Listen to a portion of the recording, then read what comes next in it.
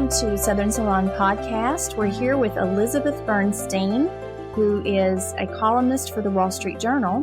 And Elizabeth, we missed our 3-year anniversary by one day. You were with us May 18th, 2020, to talk about the science of prayer. Elizabeth writes Bonds on Relationships for the Wall Street Journal. It's her column about social psychology and the manifold aspects of human interactions. And she's been an award-winning writer at the Journal for more than 20 years. And so we're just so happy to have you back. We're coming back together to talk about Evan Gershkovich, a Wall Street Journal reporter who's been detained in Russia, and you've done a couple of pieces about him. And so we're going to talk about what happened and what that means for journalism and journalists today. So can you talk a little bit about Evan and what occurred last month? Sure. I know him as a colleague, and I know his work, and is certainly sort of a member of the Wall Street Journal family, as it were. He's a young reporter who was hired to be a Russian correspondent. He speaks Russian fluently. He's comes from a Russian family. His parents have immigrated to the United States, and he was born here. But, so he was in Russia reporting, and then he gets a job at the Wall Street Journal, and he was doing some phenomenal reporting for us. He was reporting on the people of Russia.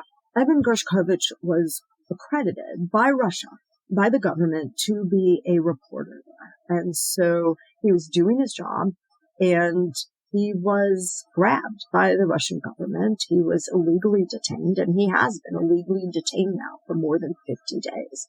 In one of the worst prisons. It's a very famous prison, and the name of this prison, Lefortovo, it's a prison that Russians will know to sort of strike fear in the heart of Russians. Very notorious prison. He's been there for more than 50 days, illegally detained, just for doing his job. He is currently there awaiting trial. Is that right? As I understand it, the Russians don't have to bring him, according to their laws, they don't have to bring him to trial anytime soon. But he's there awaiting trial, and he's awaiting trial on very serious charges. He's been charged with spying. So, that's pretty serious charges.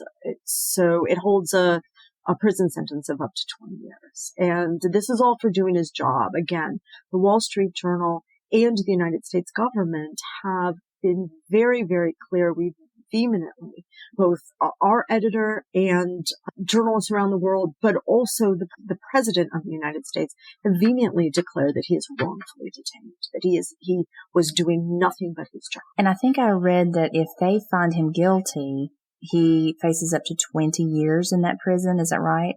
Exactly. If they find him guilty, and look, they find 99.9% of the people that they accuse of spying guilty. This is not a fair trial. We know this. So they most likely will find him guilty. Okay. So you had the opportunity to talk to his parents last month, and you wrote a piece after your interview with his parents. Can you talk a little bit about that? Sure. So Evan's parents, it's very interesting. They left the Soviet Union. They were Russian Jews. Everybody was persecuted under communism during the Soviet era, and Jews had it pretty hard as well. They were persecuted, and so they left, and they came here. They actually met here. They didn't move together. They left separately and met in New York, working. And, they got married, and they had Evan, and he has a sister who's a few years older. I should mention that Evan's 31 years old. He's in a Russian prison, this 31-year-old young man, for no reason, for no fault of his own, but doing his job. And so Evan's parents left the Soviet Union because it persecuted people, because they were not free, because they lived in some terror there. And they come here and they build a better life, and they have children, and now they're faced with their biggest fear. They've got a son in a prison. The name of this prison alone, as I mentioned, is strikes terror for Russians. So they've got a son detained in this country that they fled because of this kind of behavior, because of this kind of persecution. It's a very, very upsetting situation. And so the Wall Street Journal asked me to meet with his parents and write a story and sort of tell the world their story. As you can imagine, this is a worldwide story that Evan's been detained. And many, many people have asked to speak with the family, and they decided that they would speak once and they would speak with the Wall Street Journal. So my bosses asked me to go speak with them. They live in Philly, and his sister, and 2 years older, I guess. And I did. And it was incredibly moving to sit with them. Their strength is really striking to me. They're a very, very strong family and sort of constitution. They're strong and they're emotionally strong, and they say they're going to get through this. And the mother said something so interesting to me. She said, I grew up in a Soviet mentality, which was fear, fear, fear. She said, but I came here and I've been here a long time in the United States. I'm a citizen, and I learned here optimism. I'm going to remain optimistic that I'm going to get my son home. And I thought that was so powerful. It is. And what a sad Mother's Day she must have had, knowing that he was there. Think about that pretty often, about how, the waiting and how difficult that is. I know when you were in the middle of that interview, something pretty remarkable happened. Do you want to talk about the phone call? So it was a remarkable experience for me as a reporter to go and meet with the family of a colleague of mine who's detained by Putin. That there's a lot of sensitivity in all of this. Sensitivity that we want to be sure we don't accidentally hurt Evan by anything we print. Sensitivity, that I want to, of course, I feel that these parents I've never met, these people I'm going to write about, are also sort of part of our journal family. So I go up and I meet them, and we decide we were going to do it. We did it on a Monday, and we had some video interviews we did with a different reporter. And so the video interviews took a lot of Monday. So I just had a little time with him on Monday, and I stayed to do more interviewing on Tuesday, which I didn't expect to do. But I said, I'll stay, and if you would talk to me some more. So we decided we would talk at 11 a.m. on Tuesday. They were going to come to my hotel because it would be private. My hotel had a little conference area, and we could meet privately, and there wouldn't be people around. And when they arrived at the hotel, they were a little discombobulated, and they said, we've been told the president's going to call us right now. So the president of the United States is about to call this family and express his condolences, but also he wanted to reassure them. He wanted to tell them that he had just declared Evan Gershkovich wrongfully detained, which is a very powerful thing, because it says it opens up more resources for the administration and the government to fight this and to try to get Evan back. So it's a very powerful thing. It's not just words. It actually comes with some actions. And he wanted to tell them about that, and he wanted to reassure them that he was going to do everything in his power to get them back, and he wanted to give them some comfort. And so I got to sit in on that because, I asked them if they wanted to be alone, and they said, no, we want you to be here. We want you to be with us. And so it was very, very powerful. And the thing that went through my mind is, if you're a regular family, if you're just a regular American family and you're sitting, if the president's calling you, and he called them from Air Force One, he was on his way to Ireland. He was a work trip.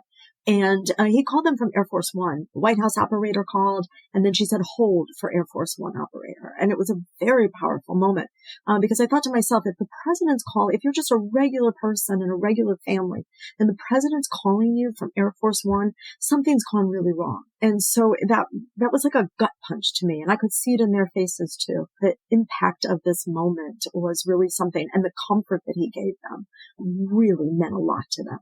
When we got off the phone, his mom said to me, that would never happen in Russia. That would never happen anywhere else. The most important man in this country called us.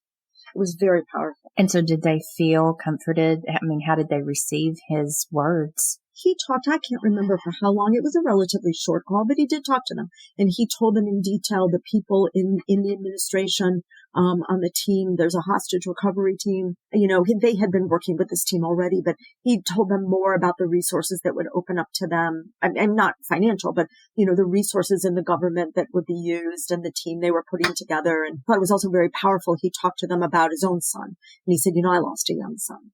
And when he was about Evan's age. And he talked about that and how he knew the grief of this and the worry and the waiting. He told them about, how he named him wrongfully detained. But another powerful moment and a very tough moment is he explained to them how difficult this will be. This will be a very long process to get Evan back. And this will be a very difficult process to get Evan back because we're dealing with people who don't want to deal with us. And so he talked to them about all of that, and he asked them if they had questions, and they didn't. They just profusely thanked him and asked them to bring their son home. And, he said, you can call me anytime and check in with me and, wish them well. And he also said, and this is important, he said, I will do everything in my power to bring him home.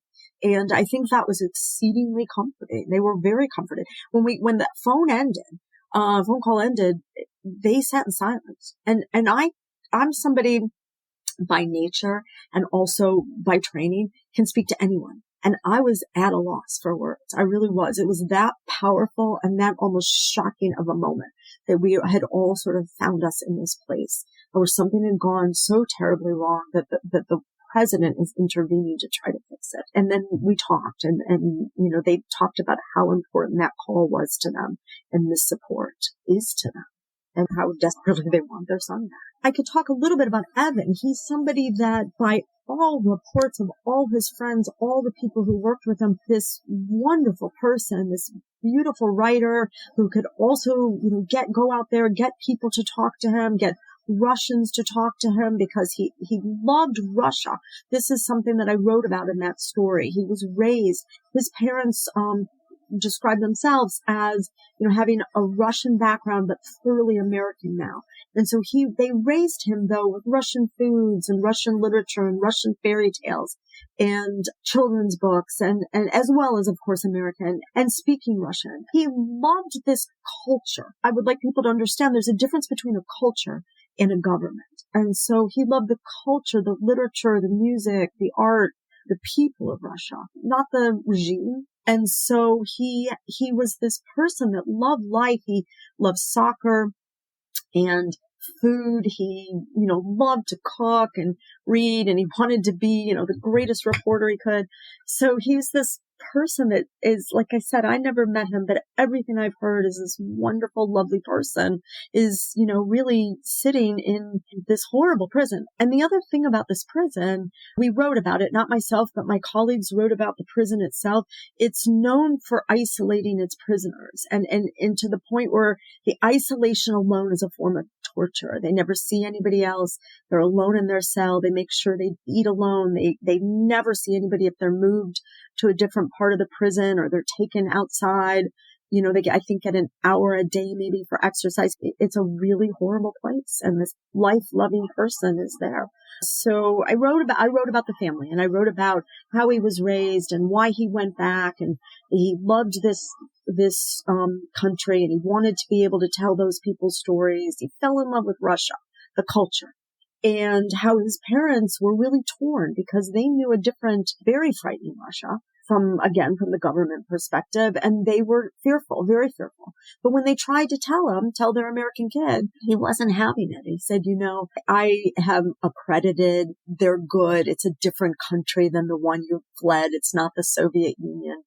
And I think his dad, he talked to me about how he wished he'd fought him more and said, don't go, don't come home. He said, you have to let your children do their thing. And he kept assuring his parents, they all believed he would be safe. His mom, when they were little, they shared a room, and his mom would make up a fairy tale for them, for his sister Evan and his sister Danielle. And in Russian, she would tell them a fairy tale, and it was about Mika and Fika.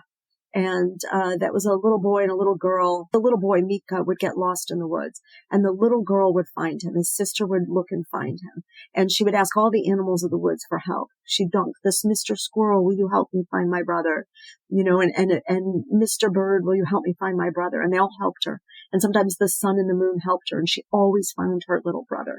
And so the sister talked to me about this story, and she cried when she talked about it and said, my mom all these years told us this story in our childhood, and now look what's happening. We hope we get my brother home. So it's just really powerful. So I did that story to the family and tried to help readers understand there's a real cost to this. It's not just one faceless reporter off who should have known better. People say he should know better. He was doing his job, and there's no way we will ever be able to understand what's happening if we don't have reporters on the front lines showing us.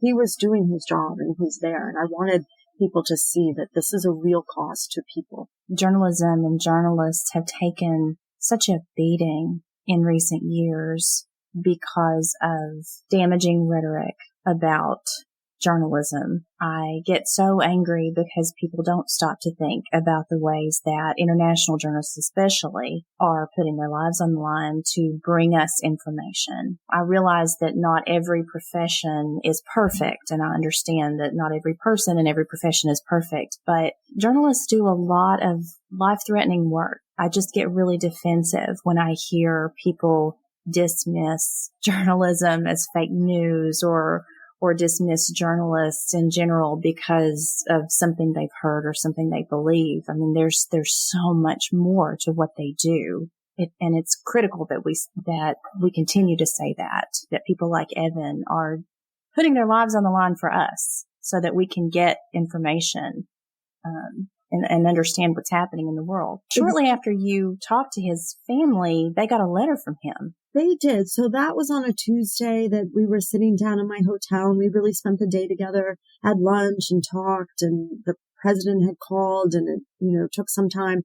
And then, I wrote my story, and I had my story editing, and then that Friday morning, and a story in the Wall Street Journal, and certainly a story that involves this kind of geopolitical crisis is going to be carefully edited, poured over by both editors, many editors and lawyers. So it was going through that process. And then that Friday morning, we were getting ready to finalize it. And Evan's mom texted me, and she said, "We got a letter from Evan." And that was the first they'd heard. And it had been a few weeks since he had been grabbed. And that was the first they'd heard from him. And she said, I said, "Would you let us write about it?" And she said, "We will." And she said, "It's in Russian, and I can translate it for you." And then we also translated it ourselves. I worked with a reporter who had been a former Moscow bureau chief of ours, and he translated it as well. And, we did write about this letter, and it was a really remarkable letter. So this young man is in prison, wrongfully detained in really one of the world's worst prisons. Facing 20 years in a penal system, one of the most frightening prison systems in the world. He writes a letter home to his mom and his dad and his sister, where he is fully supportive of them. You can see how every line in this letter was aimed at lifting them up and comforting them. And he had humor. He used humor. And he teased his mom. He teased her for serving him, making him eat oatmeal his whole childhood. He said, "You prepared me well for prison food. That's all we eat for breakfast, or we're just, stuck with this gruel." He, was just remarkably strong sounding and comforting. And I could not get over that. The life in this letter you could really see what a remarkable person Evan Gershkovich is. What's going on now? Have you talked to the family since, or do you plan on continuing conversations with them? I have talked to the family. I tell his mom, I talk to his mom, and I tell her, we really bonded. We have somewhat similar backgrounds, and my family has been in this country, for many generations, but we're Jewish, and we came from, that area of the world originally, my great grandparents. And, so we had sort of somewhat similar backgrounds, and their son and I work for the same paper and know many of the same people. And so we just bonded. His parents, I'm about his parents' age. His mom's a little older. I'm about his dad's age. And we bonded quite a bit in terms of, just being through this emotionally powerful, moment. And president's calling. We're sitting down to talk about their son.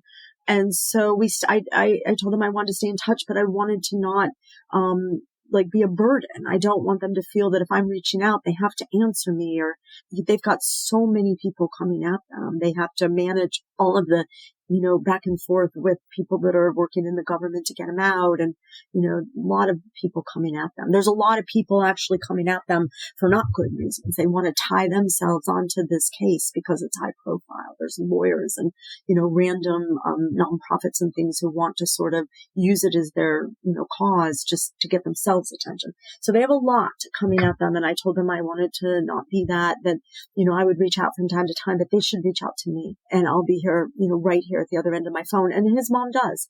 And in fact, she reached out to me. You mentioned Mother's Day. She reached out to tell me she hoped my mom had a lovely Mother's Day, which was going to make me cry. And right before I was going to reach out to her on Mother's Day, but she beat me to it. And she knows my mom's been sick and my mom's older. And so we talked then, and then she had called me the week before and we talked for a long time, and they're holding in there. I think it's very hard, and they have their moments that are not so pretty or, in terms of holding it together. And she said, I haven't cried yet. It's just not, I just have to be so strong. I think if I cry, I'll fall apart.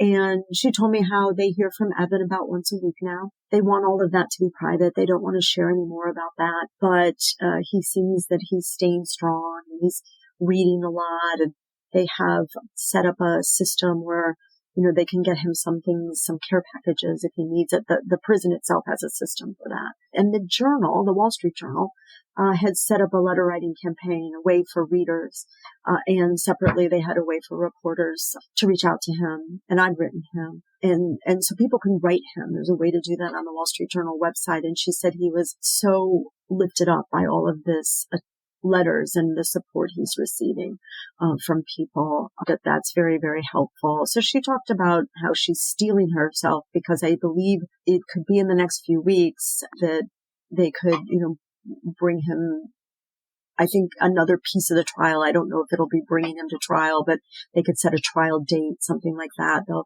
they brought him out to charge him, and he was in a glass case like an animal.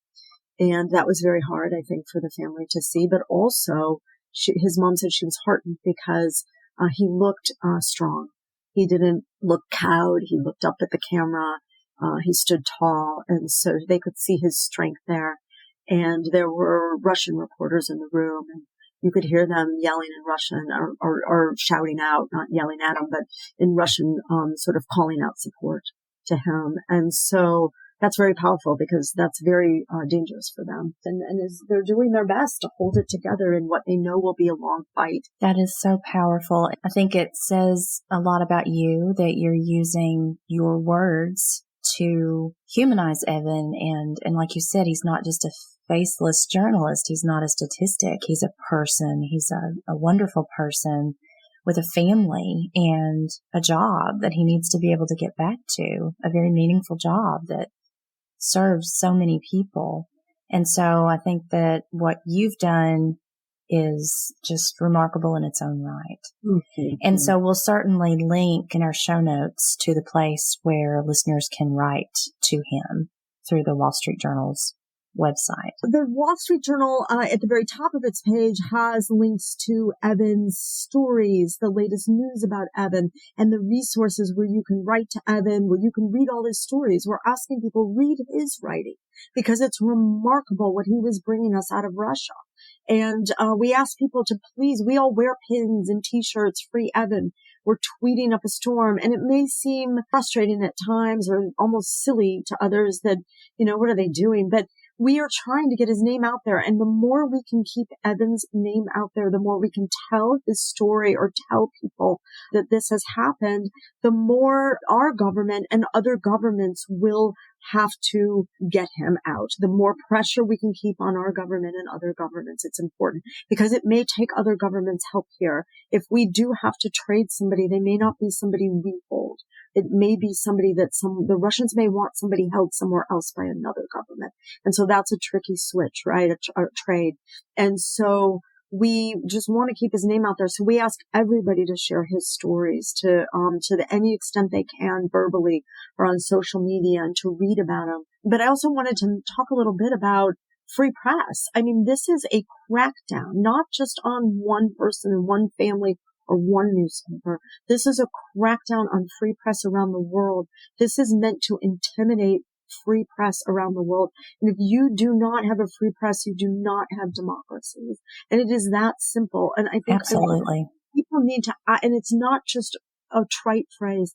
People need to ask themselves, think about this. If you have anywhere in the world, if you have leaders in the government, in a company, any kind of leaders that do not want reporters to look into what they're doing, you have somebody doing something wrong, the leader. I don't mind if somebody wants to look at what I'm up to, because I'm not up to anything wrong. But when you're up to something wrong, that's when you crack on the press, crack down.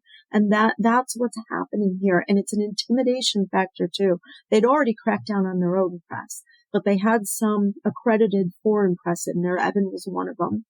We also had a bureau chief there, and other papers had reporters and bureau chiefs. But this is a crackdown. They want nobody other than their propagandists to be talking about what they're doing. And they're doing things that are pretty wrong to their own people and to others, especially the Ukrainians right now. Reporting is so important so that we know what is going on. If we do not have that information as informed citizens, we're really in trouble. And so I just wanted to mention that Evan again was just doing his job, and he was there for the Wall Street Journal. He was accredited by the country he was in, and he was simply doing his job. And I really don't think that can be stated enough. And you said it so eloquently that it is a cornerstone of democracy, free press. And I think as Americans, we take that for granted. We take so much for granted. I hope that, as this unfolds, and hopefully Evan gets back, but as we're waiting and watching this unfold, that we count our blessings, right? And realize that we have that in this country, and we need to really support that and embrace that. We have to protect that. And protect it. Absolutely. If they want to confuse you, you should look deeper. So it's important that we have reporters. All he was trying to do was tell us what was happening inside Russia and tell us about the Russian people and how they felt. And he loved that country, and he loved this country.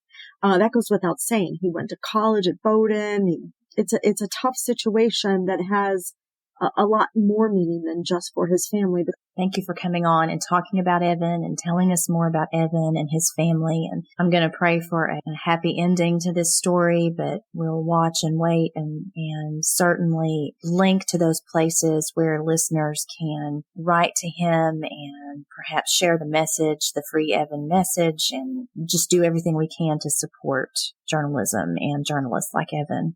I pray for Evan every day. So, any ways that people feel that they can help, and even if it's just one little prayer, telling one person about him, or just reading his story, that's powerful, and I really appreciate it. Today is a great day to start your own podcast. Whether you're looking for a new marketing channel, have a message you want to share with the world, or just think it would be fun to have your own talk show, podcasting is an easy, inexpensive, and fun way to expand your reach online. Buzzsprout is hands down the easiest and best way to launch, promote, and track your podcast. All you need is a microphone, your recording device, and a quiet space. Your show can be online and listed in all the major podcast directories like Apple Podcasts, Spotify, Google Podcasts, and more within minutes of finishing your recording. If you use the link in our show notes, you'll get a $20 Amazon gift card just for signing up for a paid plan, and you'll support our podcast. Podcasting isn't hard when you have the right partners, and the team at Buzzsprout is passionate about helping you succeed. Join over 100,000 podcasters already using Buzzsprout to get their message out to the world. We can't wait to hear what you have to say.